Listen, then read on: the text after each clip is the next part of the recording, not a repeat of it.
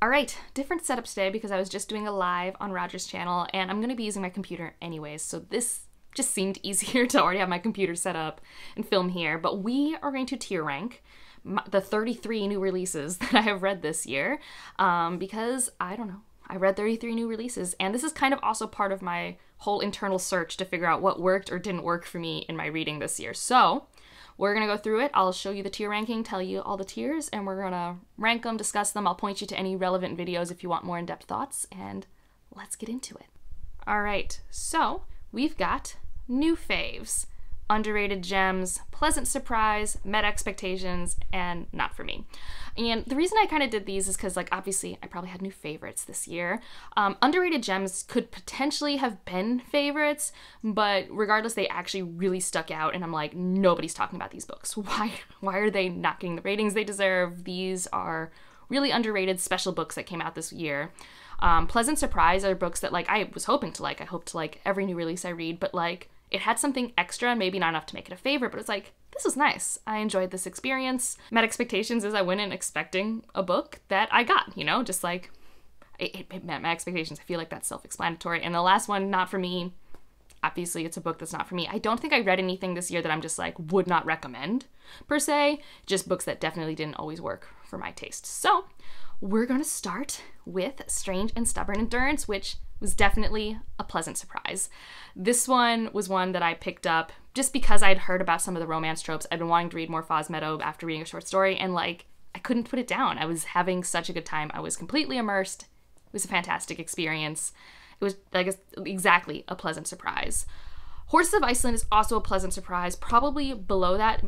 Unknown author to me, unknown novella project, and it was this historical folklore fantasy, and I just really wasn't expecting to be so swept away and immersed in that 100-page time period. And I'm not always like a historical driven reader. Like, this is 6th century AD, I think, but it made me really interested in, like, not the world building. This was, I think, heavily influenced by our world history, but in all of those pieces. I was really interested in all the cultural connections that were being made, our traveling from Northern Europe to essentially what is nowadays Mongolia and then back to Iceland. I enjoyed that journey. I thought it was really fun, so a real pleasant surprise for me. Daughter of the Moon Goddess was definitely something that met my expectations, and I'm actually going to put Heart of the Sun Warrior up too. I just finished that recently. So this is a Celestial Kingdoms duology, and I'd been hearing a lot about it from a bunch of my friends about how it's a story of this woman, celestial daughter of the Moon Goddess, and her journeys in life, and who she meets, and she's trying to save her mother, and, you know, romance ensues, and friendships are made. It's a really fun series, and it, based off the reviews that I had read and consumed, it met my expectations. Something I wasn't expecting from this duology is how much it kind of hit the same vein for me as, like, telenovelas or dramas, things like that. Like, sometimes I think it could be really jarring for people how quickly twists can happen and things can pivot and alliances can be switched, but it felt like when I'm watching those type of high-stakes dramatic TV shows, but in a book, and it worked really well for me. Also, I think maybe my hottest take right now is I like love triangles. I don't think there's a love triangle in the first book, but having read the entire duology, firmly in the camp that love triangles are good, and come at me, I guess. I don't know. I like love triangles. Fairy Tale by Stephen King was a pleasant surprise, although I don't think I liked it more than the Celestial Kingdoms duology. It's just that, like, I went into it with very mixed expectations. I wasn't even going to read it this year, but my patrons voted on it for me to read, so I got the audiobook, and it was just a pleasant, engaging surprise. I liked getting to know Charlie and the German Shepherd and, like, the old man. The first third of it was just really engaging, and although it did taper off for me by the end, I was surprised. I was like, you know, didn't really expect this to be a new release that I really enjoyed this year. I probably, like I said, on my own volition, wouldn't have picked it up, so I'm glad I did, because it was a pleasant surprise. Goliath is an underrated gem, okay? Like, it's a difficult book. It's a dense book. But it is really good art, and I'm really annoyed that not enough people are, like, giving it a chance or picking it up. I, like, totally get that it's not for everyone, but it's just really good literature and science fiction. I have a review for it. It was my first read of the year on the channel for reading NetGalley reviews, and, like I say in that video, I almost DNF'd it on my first read. Toji Onibuchi has a really difficult world building and writing style for me. It's just, like, both very dense and very sparse in how he approaches that. But once I read the third part, Winter, everything came together for me, and I basically reread it a week after I finished it, and it's a 4.5-star read for me now. The project of this book, looking at a potential near future where we're examining the question of the rich, privileged were able to leave Earth after a calamity, and when they return, how does that affect the people that were left behind, and how are those people who were left behind living? And it's a very American-centered book, so I don't think it necessarily does that world building well outside of the scope of continental US. But I really enjoyed it, and I really enjoyed the communities it chose to highlight and its non-linear take. Like, it's just really good art. It's just really good. It's underrated, and not enough people have given it a chance. I mean, probably because it is intimidating. Like, I'm not like... I think the average person could consume it, and the audiobook is really good with a multiple cast, which I think the audiobook would fix a lot of the things that were confusing for me, which was figuring out what perspective I was in. But yeah, it's great. House of Sky and Breath, that is a not for me. I didn't really give this like a super low rating, but I read Sarah J. Maas for escapism.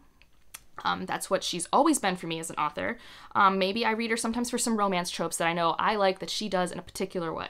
But this was neither good escapism or good romance. It was sort of good physical chemistry with a plot that did not know what it was doing. And yeah, that's just like, it was really disappointing. Like one of my most disappointing reads of the year. How High We Go in the Dark. That one met my expectations. I don't really know what I was expecting. Like, I listened to reviews and I knew it would be, like, short stories. And I think what I wasn't expecting was how they would be interconnected. And so that was kind of interesting. But it's not something that has really stuck with me. It's not something I want to, like, go back to. It didn't really surprise me. I think what I liked the most about it was the consumability of it. I could not put it down. But that wasn't necessarily because I was just, like, needing to know what happened next. I just kind of liked watching things burn. I've compared this to, like, just sad, depressing Love Actually. Like, there's a pandemic, and we're watching through, I think, about 100 years how Earth is responding to that in different ways, technologically, societally. Some sci-fi stuff happens. My biggest issue with this is that it kind of can pivot from, like, metaphysical, abstract sci-fi to hard sci-fi in ways that I personally find jarring. Hunt the Stars met expectations. This is a sci-fi romance that's very similar to like fae romances. If you like Sarah J. Maas, you might like this. It was fine for me. I don't think I'm going to continue in the series, but it was what I expected it to be. Just Like Home, it met my expectations. Oh, I haven't been organizing this list. Yeah, I'll put this here. That seems to be right. I kind of was hoping for a tiny bit more, but the sense of place and coming home was really strong in this. I didn't dislike the ending. I just wanted more time with the ending. So yeah, I went into it hoping for, but not expecting, like, Echo Wife. And in general, it met what I expect Sarah Kaylee to do with horror. It just wasn't, like, as perfect for me as Echo Wife was. KaiK, I think is new faves, I think. It's either really high pleasant surprise or low new faves, because I just had a blast reading it. Like, I don't know. Like, as a story, removing it from the context in which the source material exists with it, I was just completely enthralled with this main character and the relationship she formed and how the magic was used, and just seeing the scope of her story from a young woman, you know, to a monarch, to a mother. I really enjoyed all those components. Locklands is another new fave. Probably there. I really liked the ending of the Founders Trilogy. Yes, is there a jarring time to skip? For sure. But what's been happening with, like, technology and how he incorporates that into the society, thought was really cool. Really liked the ending.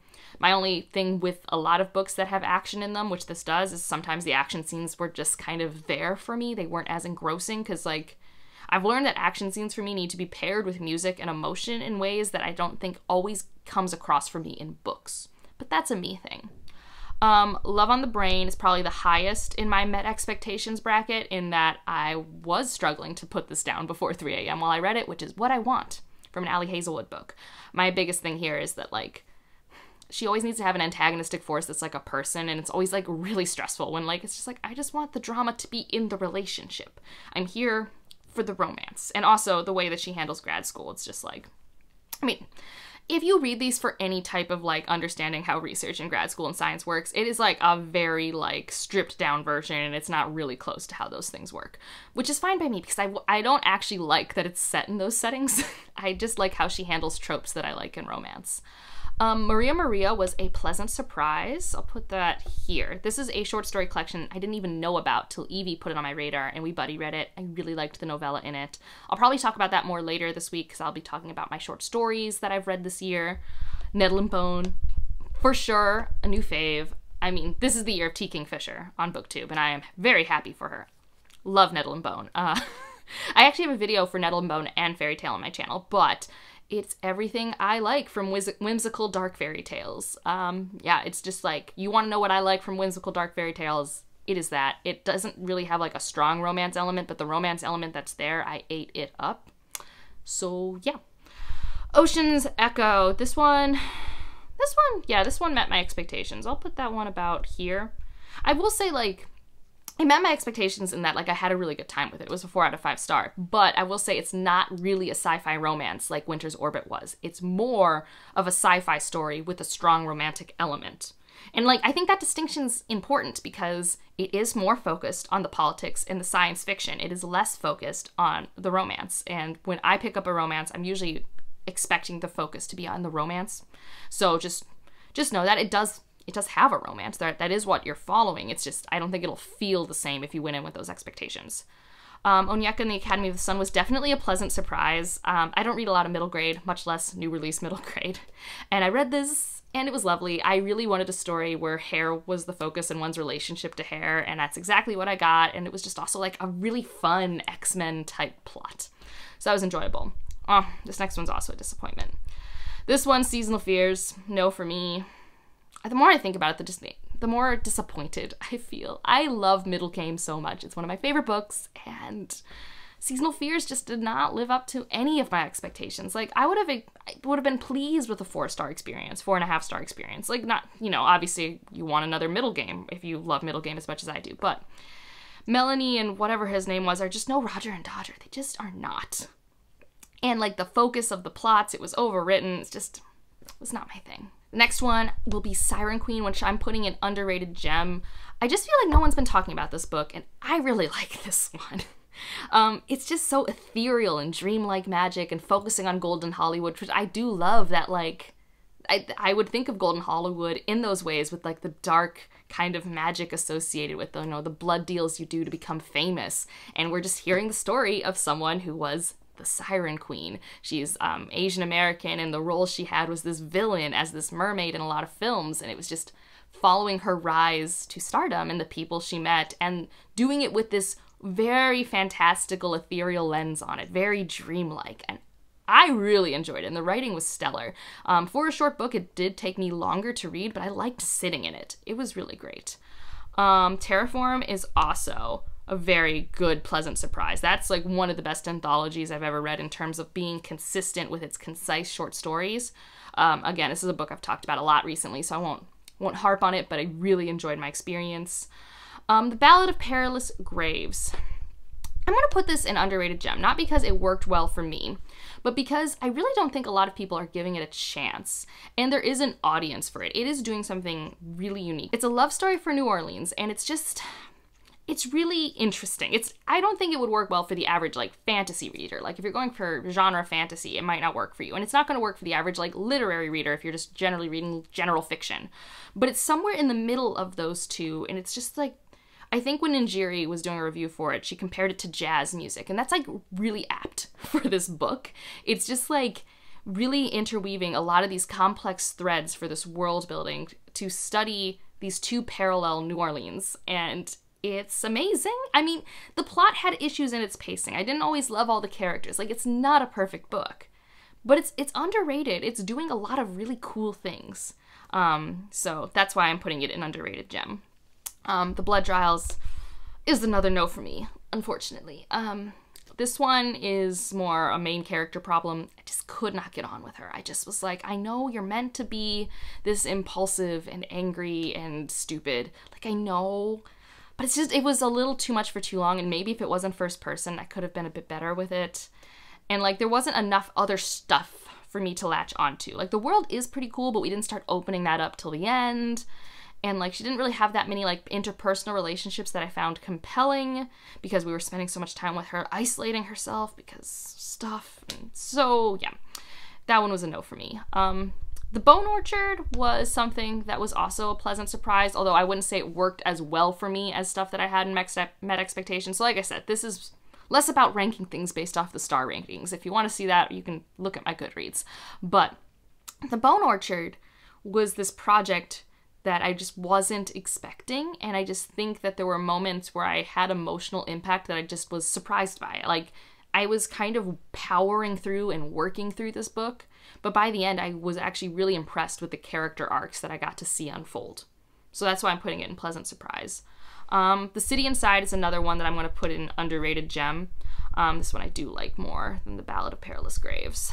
So I think that's how I would rate them. Yeah. So The City Inside is anti-dystopian, I think. So it's meant to take place, I think, 20 years from now. I might be wrong because it's been so long since I've read it, but it takes place in India, and it's very much like kind of a modern revamping of the type of dystopian novels that came out in like the 50s and 40s, like 1984, where you do have a lot of surveillance in the government, so you have to be careful about what you say, and we are following very unlikable privileged characters who don't like where societies act, but they don't actually need to rebel.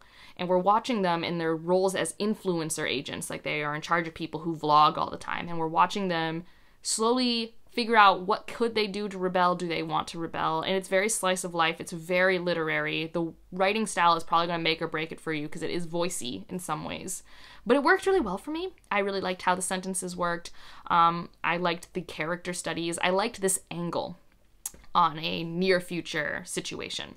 So for that, I really appreciate it and think it's kind of one of those underrated works that it's getting under the radar because, again, it's one of these things that doesn't quite fit for certain marketing categories, right? Like, it's not going to work for your average sci-fi reader. It's not going to work for your general fiction reader. It's somewhere in that Venn diagram. So yeah, Discord of Gods. That's a new fave. I read the entire Course of Dragons series this year. I have a should you reads. I love it. I adore it. I mean, it's right here. Like, it's right here. So yeah. Yeah, I just love it. What else can I say? I love it. I read the last 250 pages of it in one day. That is not me. That is not me. That is not what I do. Genesis of Misery is also, it's a no for me. This is also because of character stuff. Most of the times when I have issues with books and connecting with them, it's because of character disconnect, unfortunately. And in this case, I would point you to Bethany at Beautifully Bookish Bethany because she has a standalone review for this and talks about all the stuff she likes. She basically had a polar opposite experience to me and is one of the people championing this book. I also know Judith from Dead Good Book Reviews also had a better time with this, and both of them have a stronger background and tie to religion, and that's probably why it worked better for them. For me, I have a more secular upbringing. Like, I did go to church, but I went to a Unitarian church. And this is studying kind of a reimagining of Joan of Arc in space. It's a really cool world. I have no issues with the world building. The plot is not my favorite type of plot, but I think it was handled fine enough. It's just that there is a character pivot halfway through, and there are reasons for it, but like, it was too jarring for me. The execution just did not work for me, and that's why it's a no for me. The Hacienda was a really pleasant surprise. I'll put that here. Yeah, that's where you belong. I had so much fun with this. I don't really listen to comps when I pick up books, but I of course heard the Mexican Gothic prompt, which, let's be honest, did we comp it to Mexican Gothic because they're remotely the same, or did we comp it because they both have haunted houses and take place in Mexico? We probably did it for those simple reasons. Do we do that with any other haunted house stories? No. But anyways, there's a haunted ranch, and we're in Mexico. This is right after the Mexican Revolution, and this woman marries this stranger. She barely knows him, so she can have a stable life in this hacienda with her mother. And when she gets there, is a spooky house, and she has to work with this priest to try and exorcise the house. And the chemistry between her and the priest is top-notch. The audiobook is phenomenal. It's creepy. It's pulpy fun. Like, if you like watching suspense movies like older Alfred Hitchcock or Gaslight, it had those vibes, but with a bit more spook. I had a blast. It was super fun. I don't think it's like Mexican Gothic other than it's a haunted house, but like, haunted house stories can do so many different things. Ooh, The Lost Metal.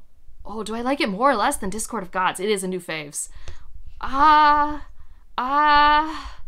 don't know. I'm put it there for now. Maybe it's here. No, it's there. It's there. We're good. Anyways, I read The Lost Metal this year. I have live shows for the entire Mistborn Era 2. I had a blast with The Lost Metal. Again, another book that I kind of read the end of it in like one sitting. It was a conclusion of a series. It stuck the landing. I had emotions. I mean, like, I literally, my heart rate was so accelerated that I think I gave myself a migraine, which isn't a great thing, but I really liked the book. Oh man, another new favorite, The Oleander Sword. This one's definitely here. I think it's here. Because I really, really like it. I don't like it as much as The Jasmine Throne because it has a slightly different focus in its plot, which is fine. It's just not like my preference. Still a 5-star read. Like, I still love these characters like so much. I need the third book. Like, I need it. Like, I was reading Oleander Sword and then I bought the Illumicrate editions of the series because I wanted nice hardcovers for my shelf. So yeah. Spirit Cuts Through Water, top of the list for underrated gem. Move over here, Goliath. It's been my year of finding Simon Jimenez and like yelling about it to the internet and being like, why are we not reading him as a community? Why are we not shouting about what he is bringing? What is new? What is different? What is artfully done? His prose style is amazing. How he is incorporating diverse perspectives into traditional tropes and then also framing the narrative to make it his own, unmatched, and really, really consumable, incredible stories. Really love The Spirit Cuts Through Water. I'll link Evie's review down below if you want to see one. I haven't made a review yet because I do not know how to talk about this book, but it's very good and definitely underrated. The Way Spring Arrives, I'm putting this in the end of pleasant surprise because I think if I hadn't heard anything about it on the internet, it would have met my expectations. It's a solid 4-star short story anthology. That's what I always hope anthologies will be for me because you have misses, you have hits, right? But a lot of my friends are like, oh, I like the essays more than short stories. And I think it's just partially because I'm just such a short story reader. Like I said, I'm going to have my short story wrap up later this week. I read a lot of short stories in a year. And like, I really like the short stories. I thought they were really solid. Like, I didn't have issues with them more so than I do, like I said, with other anthologies I read. So it was a pleasant surprise because I was like really apprehensive going in because I'm like, man, a lot of my friends don't like the short stories in this. Is it going to work? So yeah. The World We Make. Oh, where do I put this? I think it goes here. I think that's where it goes. I recently put a Should You Read the Great Cities duology, so I'll have that video down below, but it's a Jemison. So of course I loved it. Met my expectations and is a new fave. Of course. Just love it so much. And then our last one is What Moves the Dead, and I am going to put that in new fave, and I will put that near the end because I don't think I like it as much as Nettle and Bone. But that is the House of Usher retelling, which I haven't read the House of Usher in years, so I can't really like speak to comparing the two. But again, creepy haunted house story. I like haunted house stories. There's like 3 haunted house stories on this list. I enjoy them. And there's just... T. Kingfisher in both Nettle and Bone and What Moves the Dead has this ability to make me connect to characters and character interactions and dynamics instantly. Both of those works are incredibly short and I have incredible buy-in so quickly. It's unmatched. I don't know how she does it. But that's the list. This is the tier ranking. In general, it seems like I've mostly been picking new releases that work for me. If we're trying to figure out, Angela, what has worked for you this year? I got 8 new faves. That's great. Even if I didn't like love the Ballad of Perilous Graves, I still found it was worth to read it because it was such a unique form of an art form that I like. Like, I like reading unique versions of fantasy. Pleasant Surprise is great. Met expectations. Are there anything here? Like, I kind of... Hunt the Stars wasn't, like, perfect for me. But, like, the rest, like, I don't mind that I read them. Like, maybe Ocean's Echo and Hunt the Stars. So does that mean sci-fi romance should be something I steer away from a little bit? I don't know. And in the not for me's, I mean, 2 of them were series continuation. So, and I liked the first books a lot in both of those. So that's the author's fault, not mine. And I think Blood Trials, I was just hoping for more Red Rising vibes than there were for me. And maybe when I reread Red Rising, maybe I'll notice similar issues and I've just changed it as a reader. And I honestly, if I was being honest, Genesis of Misery almost met my expectations because I've had an issue with Neon Young's like novellas in terms of connecting with characters, but like this was just another level of like, I don't vibe with this execution. So I think in general, I've been doing good, focusing on and picking new releases that vibe with my taste. So yay. That has not been my issue with what I've been reading this year. Good to know.